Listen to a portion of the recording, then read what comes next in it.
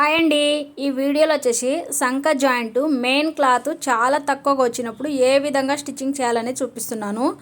ఇక్కడ ఈ చివరికి మనం స్టిచ్చింగ్ చేసామనుకో, చంకల్లో బ్లౌజ్ అనేది టైట్ అయినప్పుడు వేసుకున్నప్పుడు టైట్ అయిందనుకో అది క్లాత్ అనేది ఉత్తిగానే పెగిలిపోతుందండి. అలా కాకుండా కొంచెం ఖర్చు అనేది 1 ఇంచ్కి పెట్టుకోండి. ఇలా క్లాత్ని ఎగస్ట్రా పెట్టుకొని ఖర్చు మీరు స్టిచ్చింగ్ చేశారనుకో ఆ బ్లౌజ్ వేసుకున్న తర్వాత టైట్ అయినా కానీ క్లాత్ అనేది పెగిలే అవకాశం ఉండదు.